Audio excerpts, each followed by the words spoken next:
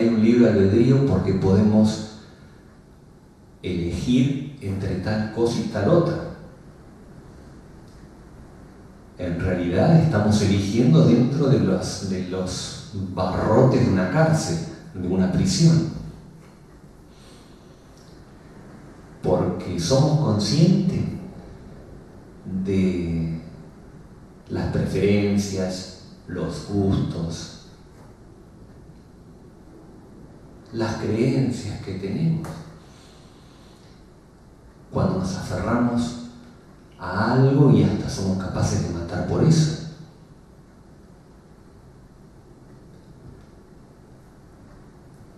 Si nos detenemos un poquito hasta a escuchar los himnos de los países, vemos que hay mucho de hipnosis en eso.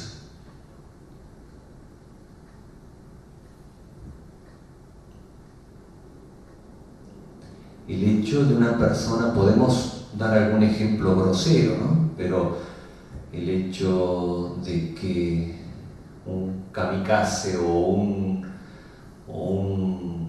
homicida, suicida, una persona que lleva una mochila con una bomba y se suicida matando a otros y que lo hace por una causa, todo eso que se hace por una causa, ¿no es hipnosis?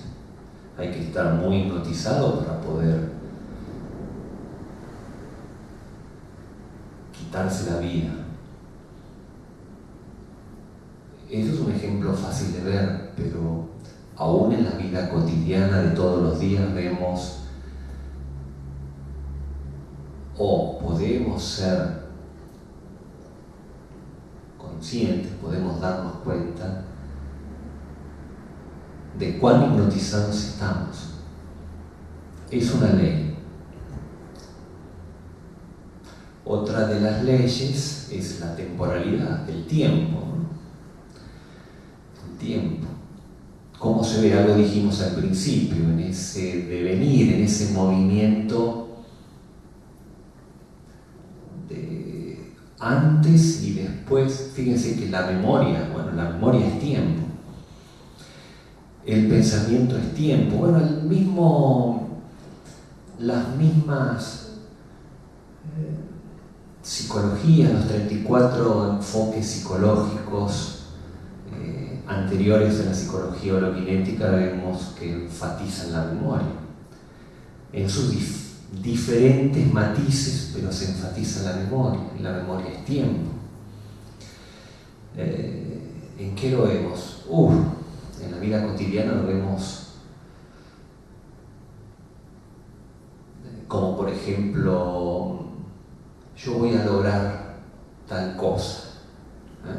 Ven el tiempo, futuro, voy a mejorar o voy a practicar para ser mejor.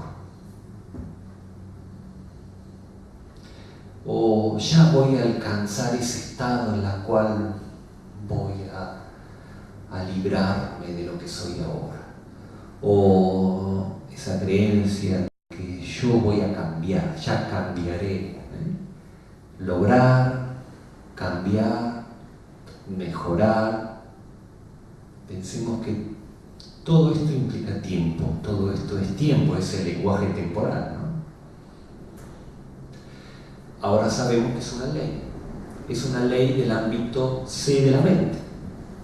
No podemos escapar, porque es una ley natural. Otra ley, el egocentrismo. Como ley, fíjense que el mismo lenguaje que se origina del sánscrito lo delata. Sujeto, verbo y objeto. Vemos que el mismo lenguaje ya está estructurado de tal manera que el énfasis siempre está en un centro que es el observador, un observador que observa. En esta ley de funcionamiento mental, en psicología holokinética hablamos de conflicto horizontal. que es sinónimo de egocentrismo, por decirlo de una manera. ¿Qué quiere decir esto? El conflicto horizontal es la creencia de que hay un observador que observa, un observador que está separado de todo lo que observa. Entonces, en esto de que las cosas siempre sean a partir de un centro, ahora sabemos que es típico, es propio de la ley que lo rige, ¿no? Del ámbito C de la mente. El problema de esto es que, ¿por qué se le llama conflicto horizontal?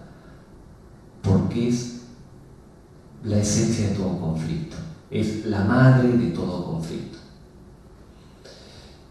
Si hay un observador que está separado de todo lo que observa, es decir, en esa emergencia de un observador que observa, ya inexorablemente ese observador está separado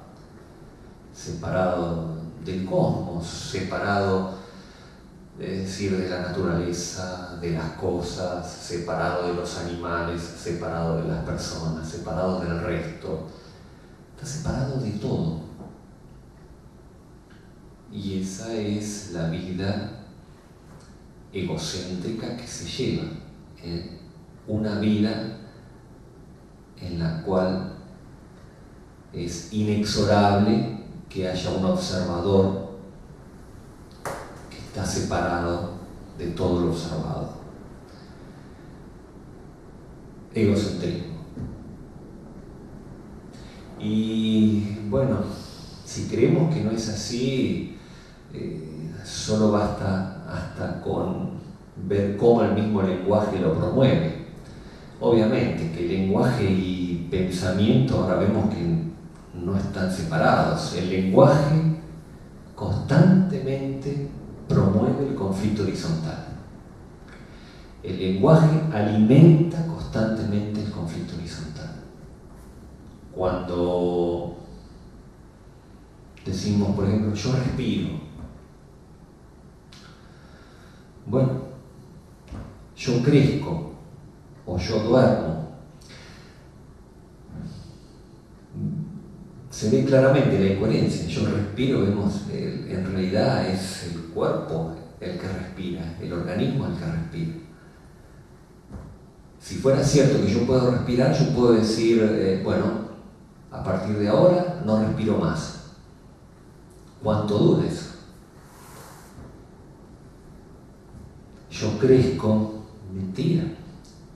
El organismo crece hasta una cierta edad, hasta los 21 años, después no crece más. No es que hay un yo que crece.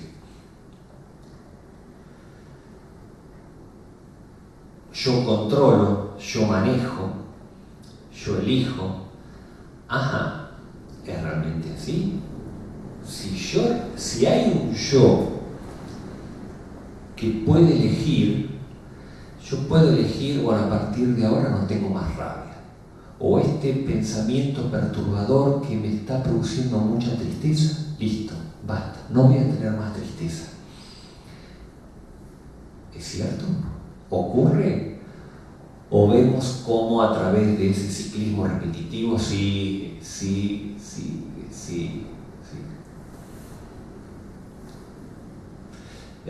Yo pienso, hasta vemos que es la misma aseveración de Descartes, ¿no? Esa aseveración cartesiana que decía, pienso, luego existo.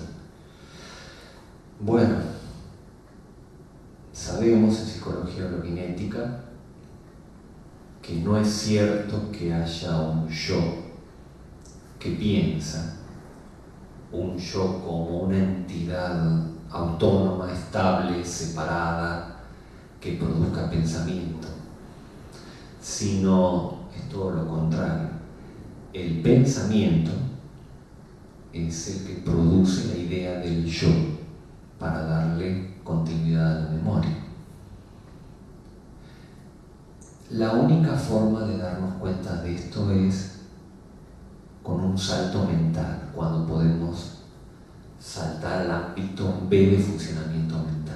en ámbito C estamos presos de las leyes que lo rigen, y el egocentrismo es una ley natural como las otras que hemos mencionado, y no podemos escapar. Es decir, cuando el cerebro está operando exclusivamente en ámbito C, va a haber conflicto horizontal, inexorablemente. Por ende, no es cierto que haya un yo que produzca pensamiento, no es cierto, porque si no podríamos creer que yo puedo dejar de pensar. Bien, ¿cuánto dura eso?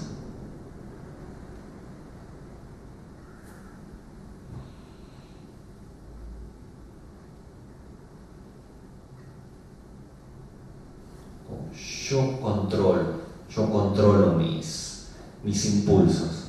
¿Cuánto dura eso? Nada. Es cierto que podemos controlar, que podemos mejorar. Es cierto que hay un yo que hace todas estas cosas. Tenemos que verlo nosotros mismos para darnos cuenta que el yo es un producto del pensamiento.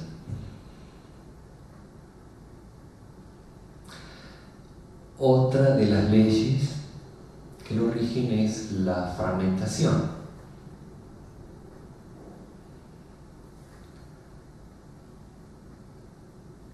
A ver, ¿cómo funciona la percepción en el ámbito C? Lo hace de manera fragmentaria. Por eso decimos que la fragmentación forma parte de las 8 leyes, por lo menos hasta ahora reveladas, del ámbito C de funcionamiento mental, ¿no?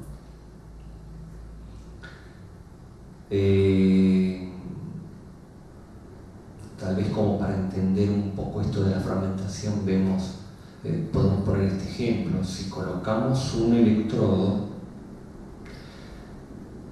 en el párpado, en la piel del párpado, y le hacemos pasar una corriente, ¿no?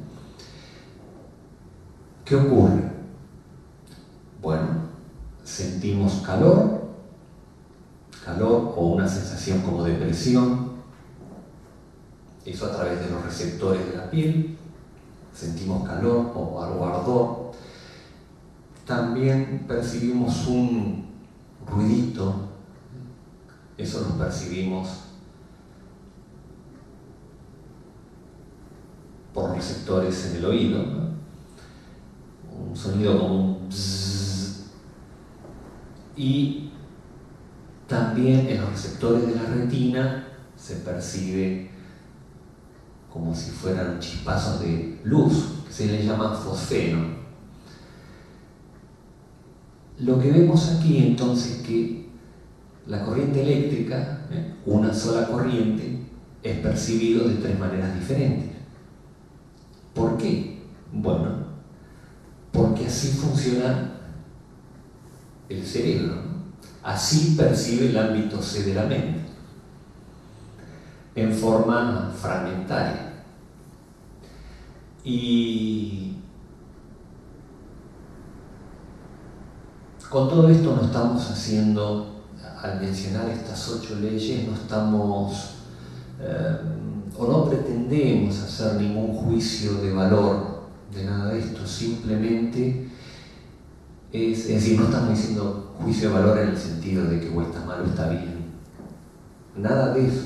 Lo único que estamos haciendo es describir las leyes que funcionan, que son reveladas y que las vemos como funcionando y que corresponden a este ámbito C de la mente.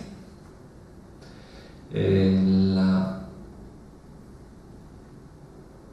fragmentación vemos que en general el mismo pensamiento percibe la realidad en forma fragmentaria. Cuando miramos algo, vemos que en un 70 o un 80% lo que percibimos es a través de las representaciones mentales que tenemos. Lo que se percibe en realidad como objeto es un 20%. Ahí se ve claramente que percibimos con la memoria, en general, que con el sentido mismo, con el órgano sensorial, ¿no? Eso es percepción fragmentaria. Y nos relacionamos así, nos relacionamos con la memoria. En general, cuando estamos en contacto con otras personas,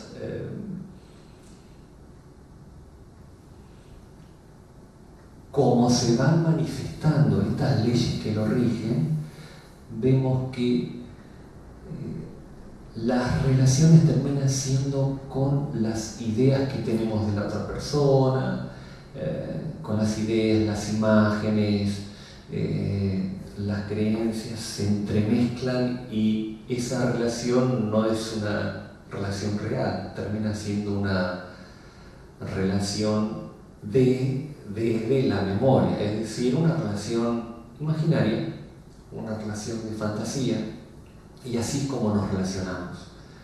En general, las relaciones humanas, cuando el cerebro está operando en ámbito C, son relaciones imaginarias, por lo cual no podemos hablar de que llevamos una vida verdadera, llevamos una vida imaginaria.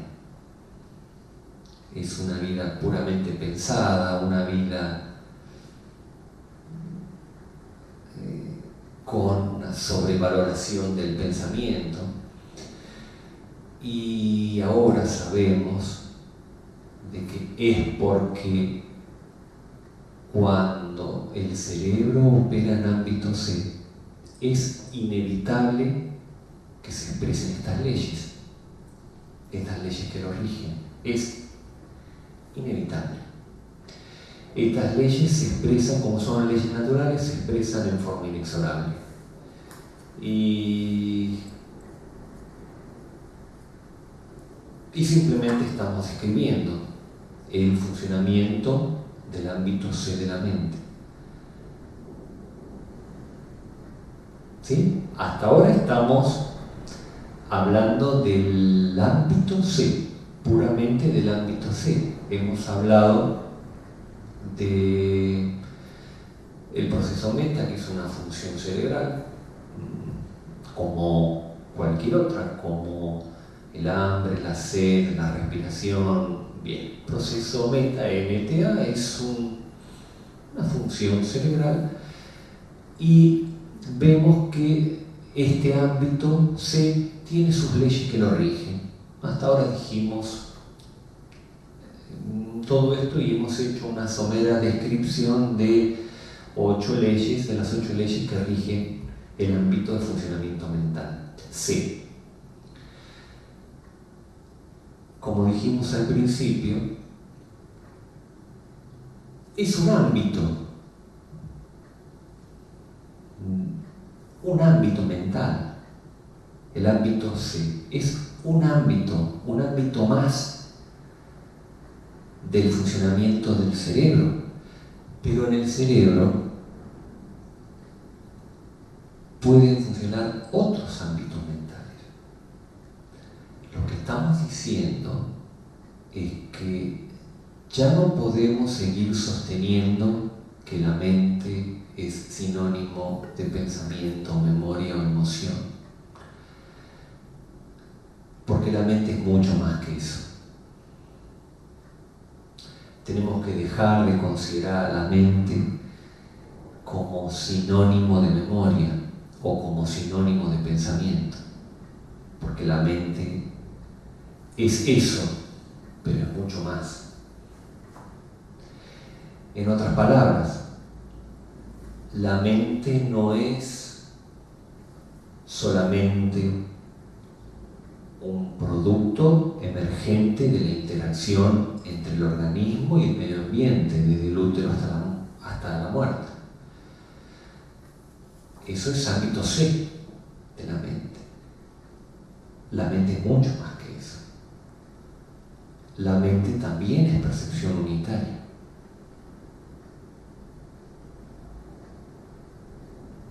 más que memoria. La mente es más que ámbito C. El ámbito C es uno de los tres ámbitos que potencialmente puede funcionar el cerebro. Y que cuando el cerebro opera en ABC, es decir, cuando el cerebro puede operar en ABC,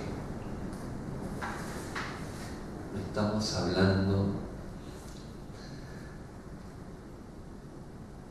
del funcionamiento completo del cerebro.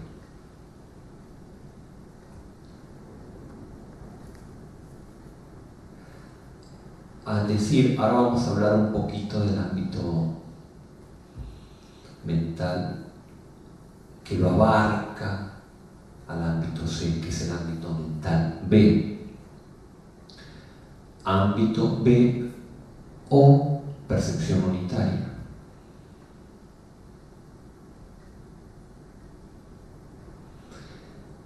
¿Por qué la importancia de esto?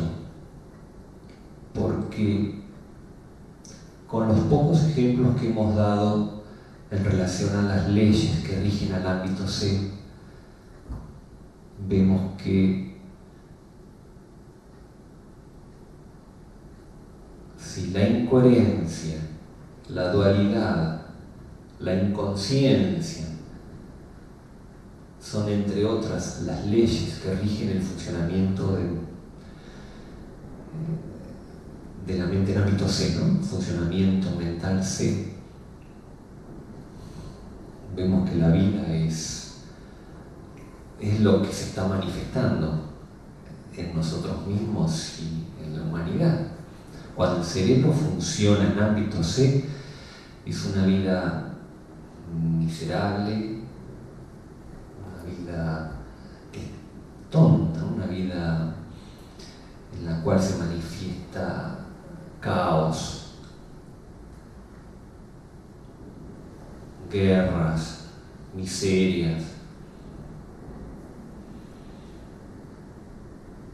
Lo podemos ver, ese ciclismo repetitivo lo podemos ver socialmente. El hambre, ¿se ha acabado el hambre? No. Las guerras. ¿Alguna vez estuvimos como humanidad libre de guerras? Sí, ciclismo repetitivo. Incoherencia, inconsciencia.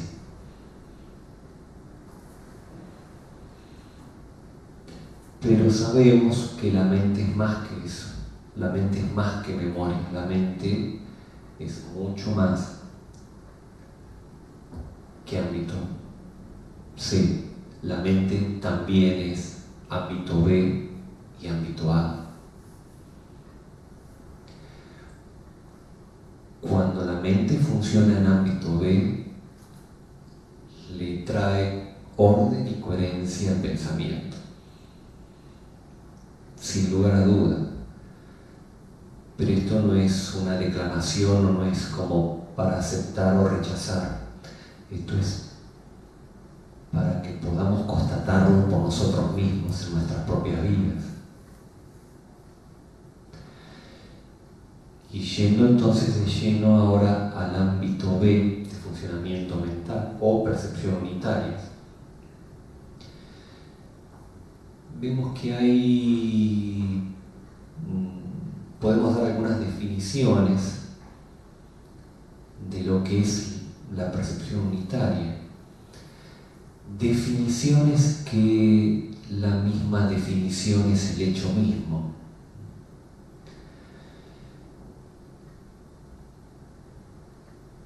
Una de ellas podemos dar una definición psicológica de percepción unitaria, que es: la percepción unitaria es percibir todo lo perceptible al mismo tiempo,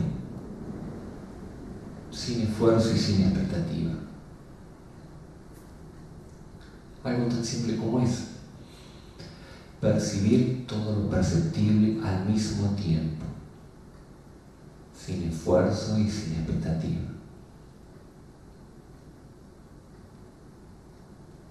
Fíjense que percepción unitaria, si bien es un sustantivo, un adjetivo, en realidad es un verbo, es puro verbo.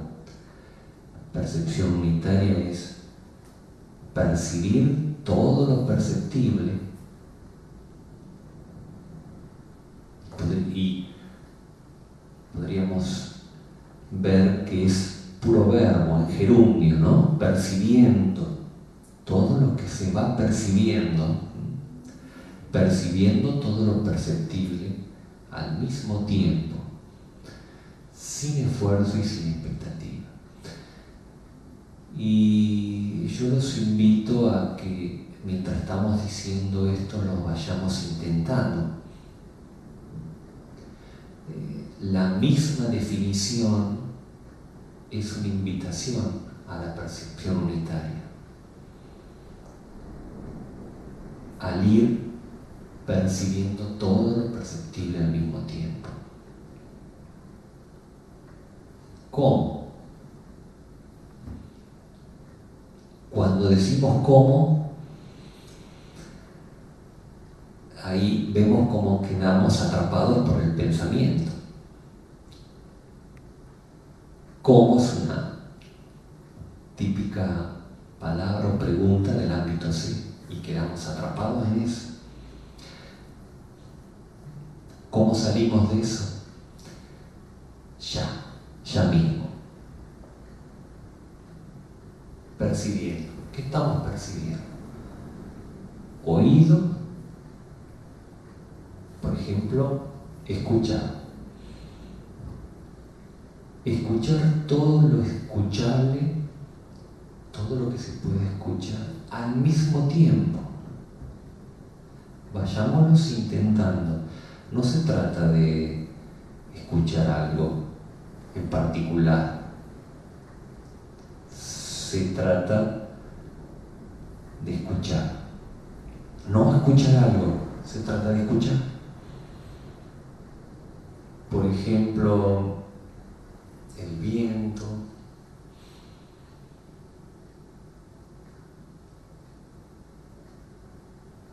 aquí hay bastante silencio, pero se va escuchando el tic-tac del reloj, la estufa.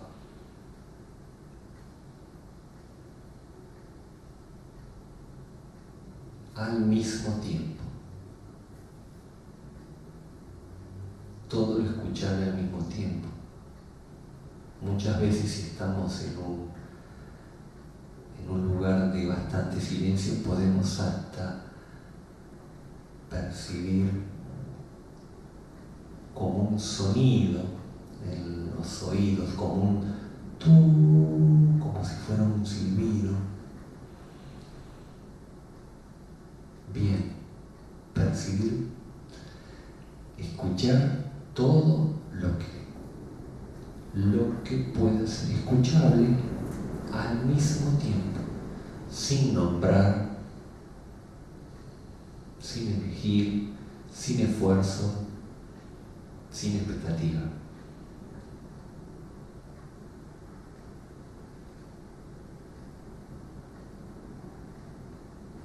Y mientras estamos escuchando, también hay un darse cuenta del campo visual mismo.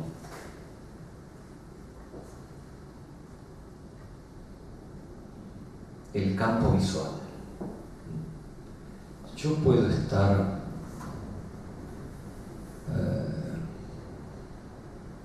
tal vez cuando hay que hacerlo focalizado, por ejemplo, estoy mirando la lapicera, pero sin dejar de percibir el campo visual. Es decir, mientras estoy mirando la lapicera, hay conciencia de todo lo que pueda ser percibido. Campo visual.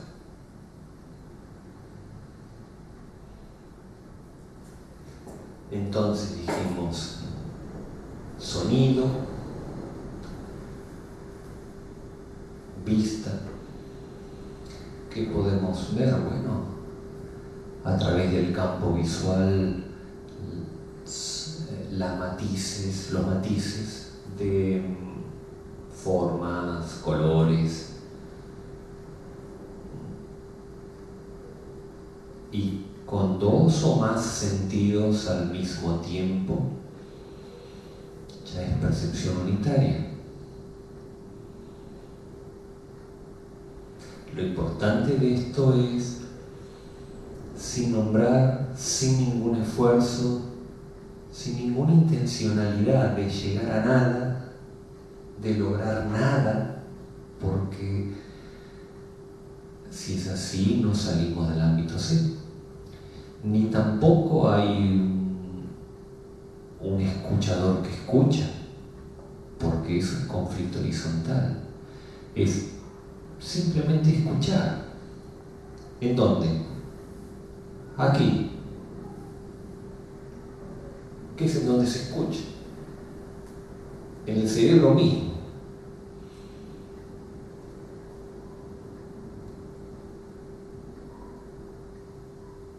Y sentir la energía gravitatoria también en nuestro propio cuerpo. Por ejemplo, sentir el peso de ambos pies al mismo tiempo sobre el piso, o del cuerpo sobre la silla, el peso de la cola sobre el asiento.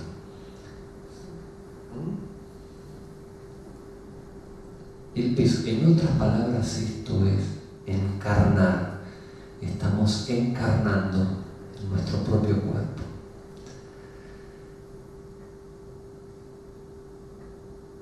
Acuérdense, con dos o más sentidos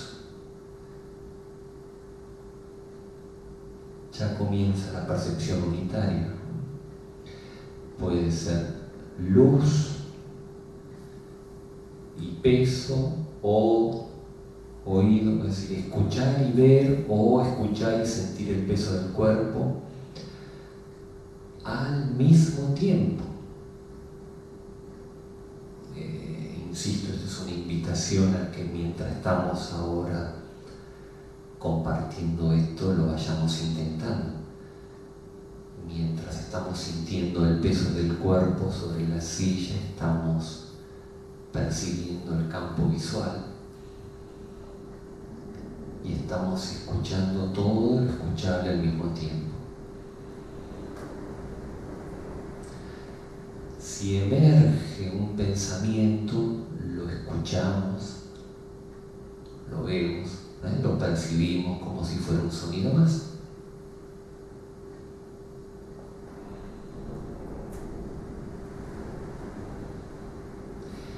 Insistimos en esto, que percepción unitaria no se trata de escuchar algo, no se trata de percibir algo. Claro, parece tan difícil al principio porque estamos muy acostumbrados a percibir secuencialmente, pero eso no es percepción unitaria. Estamos acostumbrados a primero percibo esto, después esto, después esto, después esto. Eso no es percepción unitaria. Percepción unitaria es, como dijimos, se trata de ir percibiendo todo lo perceptible al mismo tiempo. Y veamos qué ocurre. Veamos qué ocurre. Hagámoslo y veamos qué ocurre.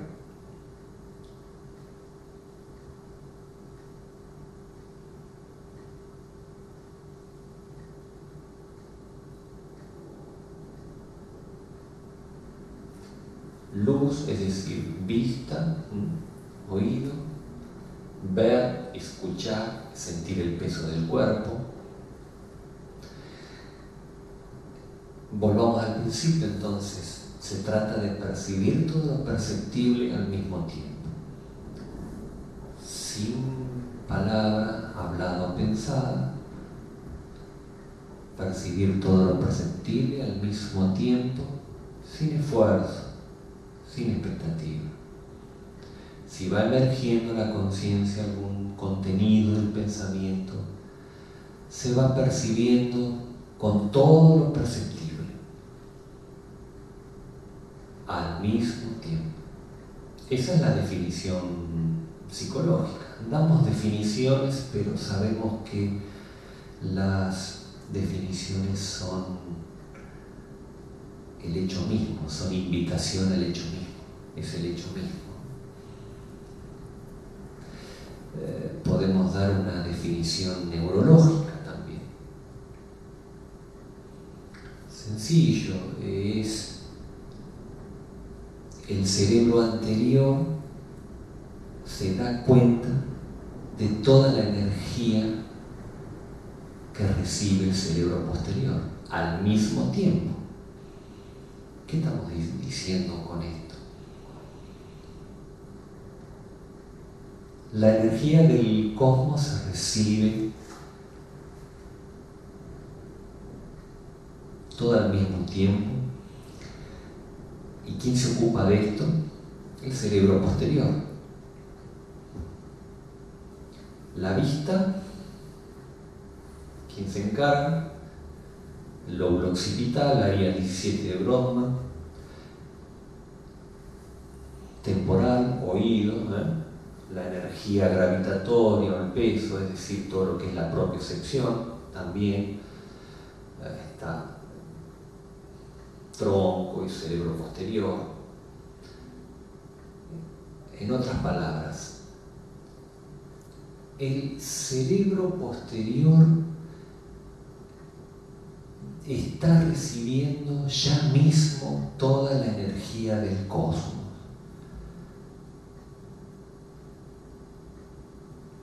Lo que ocurre es que, como estamos familiarizados es decir, con el ámbito C, en otras palabras, como nuestros cerebros están habituados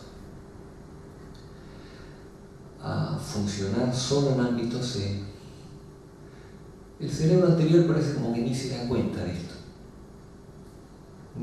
ni sabe lo que está haciendo el cerebro posterior. Parecieran que estuvieran como divorciados ambos cerebros, el anterior y el posterior. Bueno, ¿por qué ocurre esto? No lo sabemos. La percepción unitaria es una función cerebral.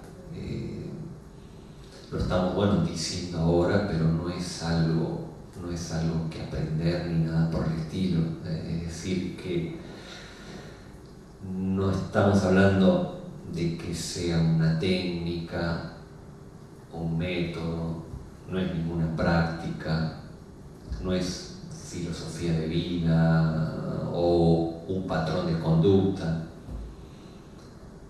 no es ideología, no es que haya un cambio de pensamiento, no es nada de eso. Es una función cerebral que ha estado inactiva, como dormida, inactiva, durante muchos miles y miles de años. Si bien hay teorías, no sabemos por qué ocurrió esto, pero es como si esta función cerebral se hubiera atrofiado. De hecho, es que está en el 99% de los seres humanos, está como inactiva, pero tenemos posibilidad, la fortuna ahora, de reactivarla, de despertarla. ¿Y qué ocurre con esto? Bueno, yendo a la definición neurológica,